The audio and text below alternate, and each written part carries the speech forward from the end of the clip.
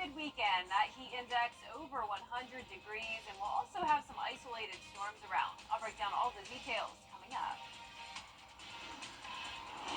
Now at 10, controversy surrounding a popular festival in downtown Augusta. Why local artists are upset about how Arts in the Heart is approving vendors this year. And move-in day at Augusta University. We'll hear from students starting their college careers. As your news at 10 starts now. Live from Television Park, this is WJBF News Channel 6 at 10 on MeTV. Good evening, everyone. I'm Jenny Montgomery. Thank you so much for joining us on this Friday night. Coverage you can count on begins with schools back in session. And today, freshmen at Augusta University said hello to their first year of college. Bria Smith spoke with students about how it feels to start this new chapter. Friday was move-in day for freshmen at Augusta University, and while they're trying to get situated in their new homes, many say they're ready for the year ahead. Elm Hall's the second building. Elm Hall!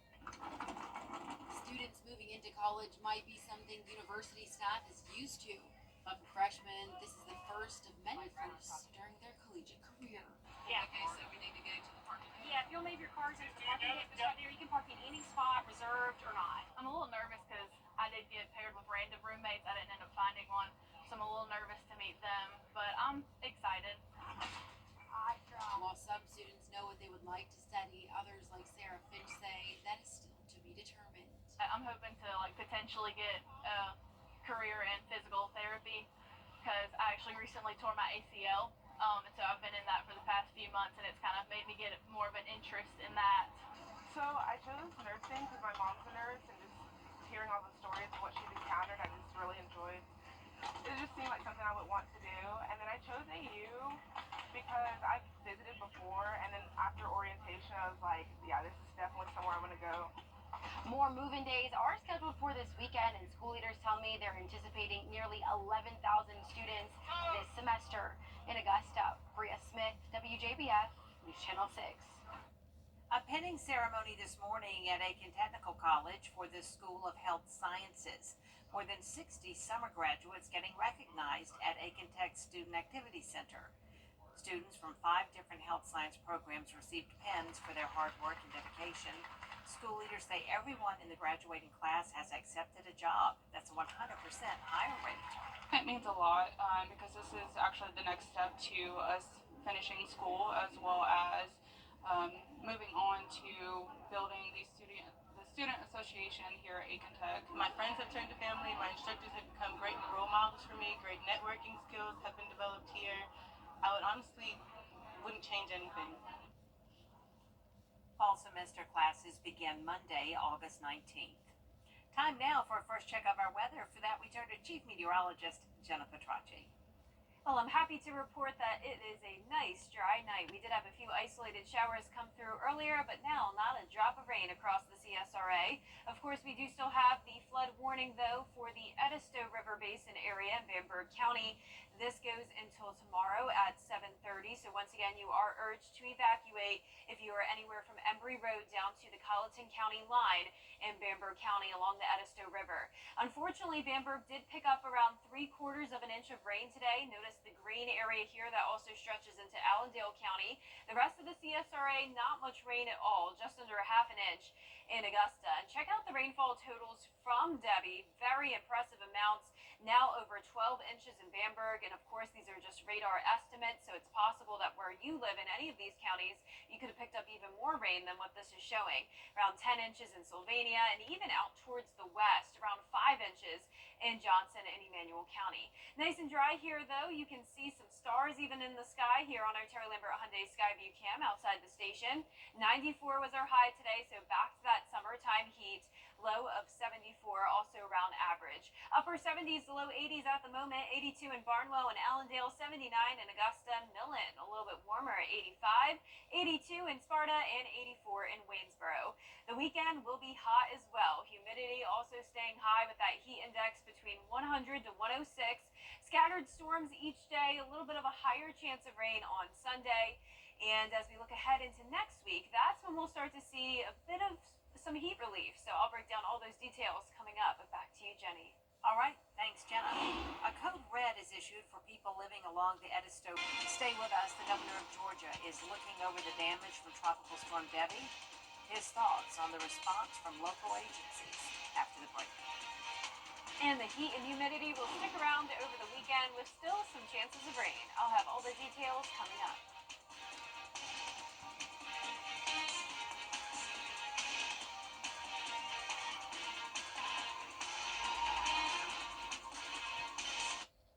Did you know that some... Do you have what it takes to be a border ball cheerleader? We're looking for the area's best high school seniors.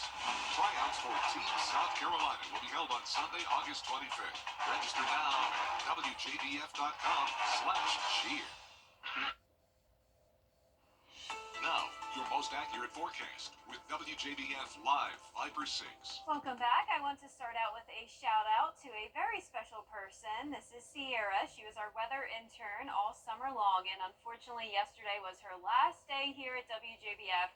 We had a really great day, though. She brought her family members, and they all got to see her actually perform on the green screen and give a weather report. And she has done such a fantastic job all summer, making a lot of graphics and learning so much about the weather. So thank you for being here with us, Sierra. We had such a wonderful summer with you, and we wish you luck in your senior year of college and hope to see you again soon. Here's a look at Live Viper 6 now. It is dry across the CSRA, which is great news. We are still dealing with some ongoing flooding, but fortunately, Debbie is far away from us now. The center of the storm around New York and really Canada, bringing a lot of widespread rain to parts of the Northeast. It really picked up a lot of speed, and it was all due to this cold front that really helped steer it out of our area. The cold front could bring us a few showers over the weekend, but for now it is nice and dry, and it will stay this way through tomorrow morning. Looking good on our Terry Lambert Hyundai Skyview cam in Aiken. 79. It's a humid night. Dew points are high in the upper 70s. Low 70s or low 80s to upper 80s now. For now, at the moment, 85 in Crawfordville, 83 in Washington, Aiken, 80 degrees, 81 in Bamberg. For your Saturday, we will be starting out in the mid 70s, climbing into the low 90s with afternoon showers and storms. Good amount of sunshine tomorrow with the heat, humidity up to the triple digit range once again. Heat index up to 106. And as we look at our futurecast, as I mentioned, we will be starting out the day dry and even dry until the lunch hour. But then later on in the afternoon, a few showers will start to develop. Some heavy rain and thunder and lightning possible. Do you have what it takes to be a border ball cheerleader? We're looking for the area's best high school seniors. Tryouts for Team South Carolina will be held on Sunday, August 25th. Register now at WJBF.com/cheer. Now, your most accurate forecast with WJBF Live Viper 6. Welcome back. I want to start out with a shout out to a very special person. This is Sierra. She was our weather intern all summer long, and unfortunately, yesterday was her last day here at WJBF. We had a really great day, though. She brought her family members, and they all got to see her actually perform on the green screen and give a weather report. And she has done such a fantastic job all summer, making a lot of graphics and learning so much about the weather. So thank you for being here with us, Sierra. We had such a wonderful summer with you, and we wish you luck in your senior year of college and hope to see you again soon. Here's a look at Live Viper 6 now. It is dry across the CSRA, which is great news. We are still dealing with some ongoing flooding, but fortunately, Debbie is far away from us now. The center of the storm around New York and really Canada, bringing a lot of widespread rain to parts of the Northeast. It really picked up a lot of speed, and it was all due to this cold front that really helped steer it out of our area. The cold front could bring us a few showers over the weekend, but for now it is nice and dry, and it will stay this way through tomorrow morning. Looking good on our Terry Lambert Hyundai Skyview cam in Aiken. 79. It's a humid night. Dew points are high in the upper 70s. Low 70s or low 80s to upper 80s now. For now, at the moment, 85 in Crawfordville, 83 in Washington, Aiken, 80 degrees, 81 in Bamberg. For your Saturday, we will be starting out in the mid 70s, climbing into the low 90s with afternoon showers and storms. Good amount of sunshine tomorrow with the heat, humidity up to the triple digit range once again. Heat index up to 106. And as we look at our futurecast, as I mentioned, we will be starting out the day dry and even dry until the lunch hour. But then later on in the afternoon, a few showers will start to develop. Some heavy rain and thunder and lightning possible, but not expecting severe weather or any widespread rain. Now, as we go through time here, you can see a dry start to our Sunday morning as well, and then a little bit of a higher chance of rain on Sunday afternoon, and unfortunately bringing some rain to some of our counties that really do not need any more. So it is possible that if you are in Barnwell, Bamberg, Allendale, there could be some more rain, but no more than around an inch or two by the time the whole weekend is done. Now, we're also watching another disturbance. The chance of development keeps getting higher here, now at a 70% chance. Could be our next named storm, Ernesto. But if you watched earlier, I showed that the steering currents had the storm getting very close to the Georgia and South Carolina coastline. We do have an update, and it's now going further out to sea near Bermuda. That is what we want to continue to see. So we'll keep watching these models over the weekend, and we will keep you updated. There's definitely a good chance that it could stay out to sea, but it's also still possible that we could have some impacts from that system over the weekend, next weekend, and the following week. Lows tonight will be in the low 70s, and our highs tomorrow will be in the low to mid 90s. A typical August day. Chances of rain anywhere between 30 to 40% over the next 10 days. Low 90s through the weekend, and then check out next week's temperatures. We'll see a lot of upper 80s, even 86 on Thursday. So pretty cool, you could say, for the month of August. That's right. All right. Thanks so much, Jenna. In Georgia, many communities are cleaning up after the tropical storm. Governor Brian Kemp says the storm's behind us, but the road to recovery lies ahead. He took a helicopter tour to assess damage and is commending the responses from the state, local, and private levels in making sure people are continuing to be safe. So far, 28 people have been rescued by state agencies and one reported death in Moultrie when a tree fell on a home. There's a lot of water on the ground, and I think a picture does not do justice what people are dealing with when you look at an area that was flooded and has thankfully receded a little bit, and the damage that was caused in those homes. That's a miserable experience for people to go through. Governor Kemp says he plans to extend the state of emergency until August 15th. The very popular Arts in the Heart Festival is set to take place in just a few weeks, but there's growing controversy over who can have a booth in the event this year. News Channel 6's Isabella Moody is live in the Satellite News Center with this story. Many people on Facebook, over the past week, people have turned to social media with complaints about different groups being denied vendor space. I took their concerns to the director of the Greater Augusta Arts Council. With the annual Arts Festival moving back to Broad Street, space is limited, and some who have been a part of Arts in the Heart for years are upset. Drum Circle Augusta has been a part of the festival for years and went to Facebook to share what happened. The backlash from users toward Greater Augusta Arts Council was heated. We did not intend for any of this to happen. We are a peaceful group. We will continue to do what we do, and I only hope that the public are the ones with these questions. I hope their questions are answered. There had been discrepancy between the Arts Council and Drum Circle Augusta on whether rules were broken, which, according to McKenzie, was proven false. The Arts Council then shared their side of the situation on Facebook. We're sorry it happened. We're sorry that it had to stir up so much fuss on social media. It wasn't fun for us at all, but we did issue a statement really clarifying things about the festival that people didn't understand.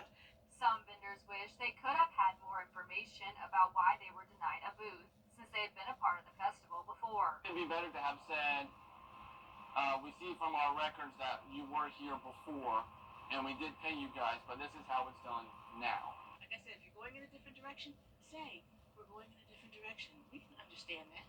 Durant understands that some people think the changes mean fewer local artists, but she says that's not the case. The local artists who applied, a very high number got into the fine arts and craft area, and we had a number on the wait list. When we had to move back from Telfair back to Broad Street, we weren't able to clear anyone off the wait list this year because we had less spaces for fine arts and craft. Of course, our Young Artist Market is 100% local.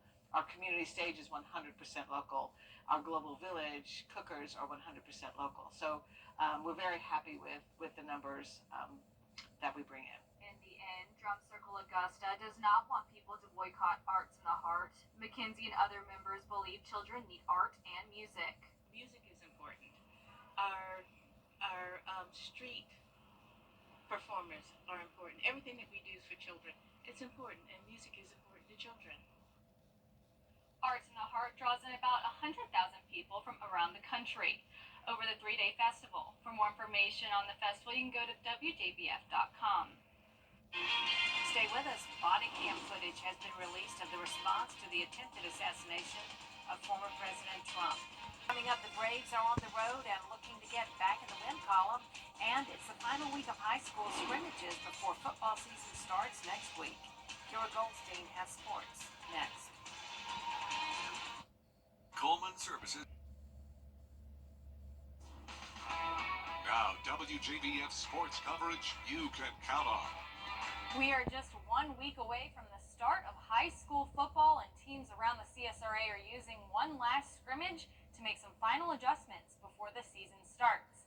Over at ARC, the Musketeers hosted their final scrimmage before they open their season next Friday against Burke County in the Bear Den.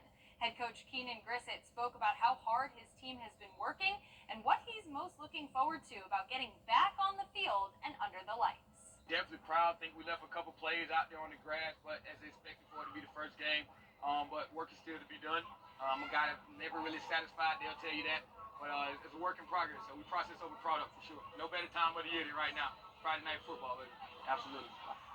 The Musketeers open their season with a non-region matchup against Burke County. That game starts at 7:30 p.m. next Friday.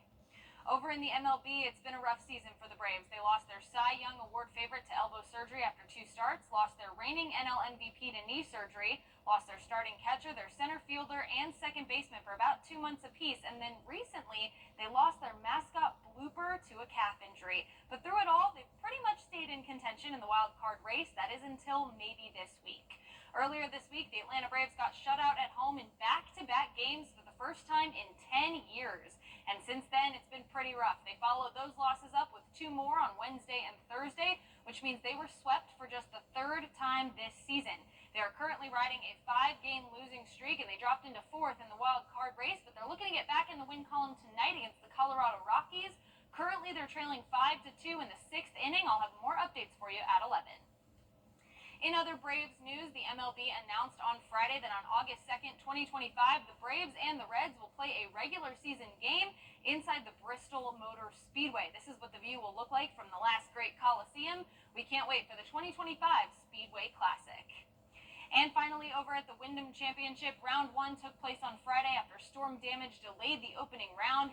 18 holes in, and there's already a breakaway leader in Bo Hostler, who shot 10 under to open play. Thanks to 5 birdies and an eagle on the front 9, Hostler holds a 2-stroke lead over Billy Horschel, with Nick Taylor in solo third at 7 under. Former Georgia Bulldog Davis Thompson finished round 1 in a tie for 15th at 4 under, and then Aiken native Kevin Kisner shot 2 under on the day. He's currently in 39th. With 3 more rounds to play, we'll keep an eye on the Wyndham Championship, and we'll be bringing you updates throughout the weekend. All right. Thank you so much, Kira. We'll be right back. WJBF. And last but not least tonight, several years ago, some local folks created a Star-Spangled Spectacular on a South Augusta road. If you drove that old highway, you needed to be prepared to salute. Take a look in this classic Out There Somewhere with George Escala. It may look like Main Street USA on the 4th of July, but it's Old Highway 1, and it's looked like this for months. Dominique Brown lives nearby. He's seen the flags. Have you ever looked at them and thought, what the heck? Yeah, I have actually. Like, every day going to work, just seeing them. There are 6 3x5 flags, crisp, new-looking, but not in front of any houses, not in front of any businesses. They're just on the side of Old Highway 1. These flags, I put them up again at the beginning of the year. I bought some new ones, and we're going to just leave them up. Richard Phillips and his wife Kathy are the ones waving the flag. They got the idea a couple of years ago when they drove through Aiken County, where there are U.S. flags on display. And they thought, why not go to the time and expense and put a half dozen up on Old Highway 1? I just thought they looked really pretty and very patriotic, and being across the street from Fort Gordon, it just seemed appropriate. The Phillips say when these flags wear out, they'll be replaced. I got a dozen more on standby right now. You get them on sale? Yeah. Phillips' idea, Phillips' work, Phillips' flags, Phillips' brackets. However, these are not the Phillips poles. Well, we just figured it's easier to put them up and ask for forgiveness later instead of permission. It's easier to get forgiveness. They are true flag fanciers, and we have no doubt what's number one on this old highway.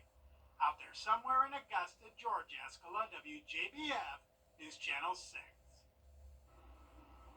Well, do you remember when that story aired back in 2019? I remember that story, yes, because we love those folks in South Augusta and their patriotic spirit. It's Yeah, really that's cool awesome. that they're right across from Fort Gordon and they were able to do that and decorate it. It feels very appropriate for Yeah, that very area. fitting. Well, our 10-day forecast showing a few showers and storms over the weekend. Definitely nothing too significant. It's overall going to be very hot and humid, 93 both days. Then next week we go down to 87 on Wednesday, 86 on Thursday, and all of next week we will have a chance of rain. And that's our report for now. The news continues at the top of the hour on WJBF News Channel 6 at 11. Hogan's Heroes is next right here on MeTV.